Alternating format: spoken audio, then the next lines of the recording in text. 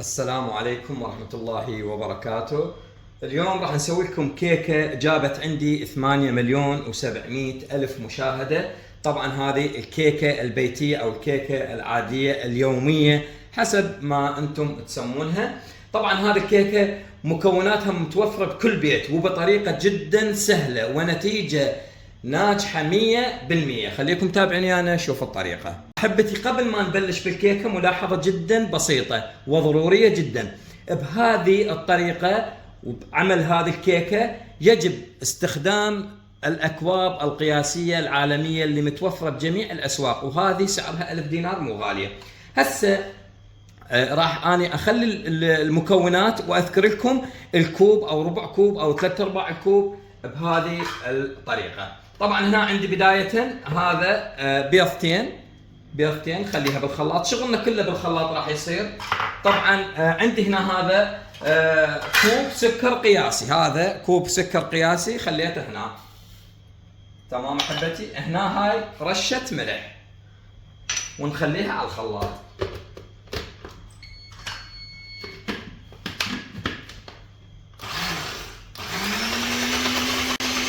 هنا احبتي بعد ان ضربنا السكر والبيض هسه نجي نضيف المكونات. ايش راح نضيف؟ طبعا بالقياسات. هذه هنا أنا عندي ملعقة طعام خل ابيض، هذه هنا رشة فانيلا او كيس فانيلا، انا عندي باودر. ربع كوب كله بهذا الكوب القياسي، هذا ربع كوب لبن رائب او زبادي او روبه بكيفكم. هذا ربع كوب من هذا انا مخليه بهاي الكاسة حليب باودر، او ملعقتين طعام مملوءه، العفو ملعقتين طعام مملوءه.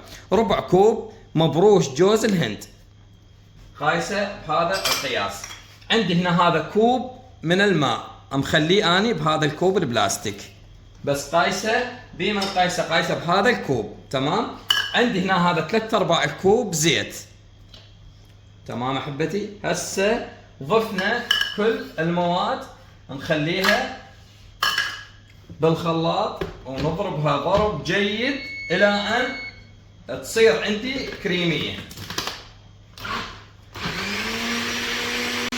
وهنا احبتي بعد ان خلطناه خلط جيد نجي نضيفه هذه كاسة الكبيرة. شوفوا ما شاء الله شلون صار عندي الخليط كريمي.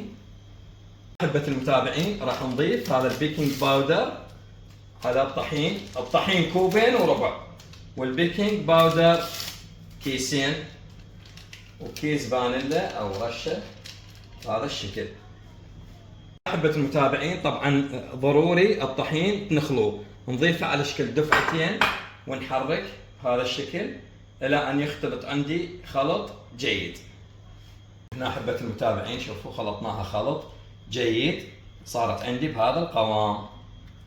هسه نخلي زبده للقالب ونخلي له طحين حتى ما تلتصق الكيكه. احبة المتابعين غلفنا القالب بالطحين حتى ما يلتصق الكيك. هسه راح نضيف العجينه بالقالب. احبة المتابعين بعد ما خلينا خليط الكيك بالقالب نضربها بهذا الشكل شويه. طبعا نكون حامين الفرن قبل 5 أو 6 دقائق ونخليها في وسط الفرن والنار فقط من الاسفل. ورجعنا لكم احبة المتابعين بعد ان كملنا شوي الكيكة. اخذت من عندي بالفرن 35 دقيقة بالرف الوسط.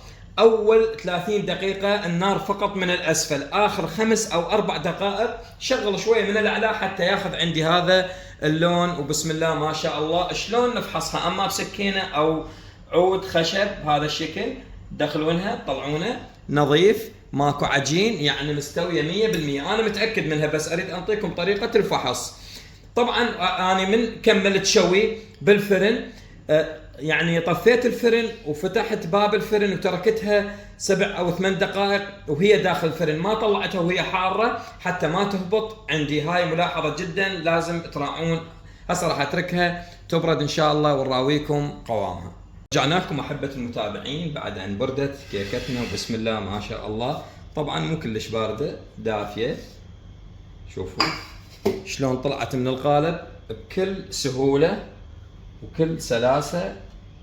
بسم الله ما شاء الله. شوفوا ما شاء الله تبارك الرحمن. شوف حتى بالقالب طلع نظيف هسه نجي نراويكم القوام. بسم الله. يعني ما احكي لكم على الهشاشه مبينه من قصتها. بسم الله ما شاء الله. بسم الله ما شاء الله تبارك الرحمن. ما شاء الله تبارك الله. شوفوا أحبة المتابعين، بعد ما يحتاج توضيح على الوصفة، هشاشة وما شاء الله تبارك الرحمن، شيء فاخر من الآخر. وهاي وصفتنا لهذا اليوم، واتمنى اللي ما مشترك بالقناة يشترك ويفعل الجرس. لا تنسونا من الدعاء. أنا أخوكم عبد الله العنزي، ومع ألف سلامة.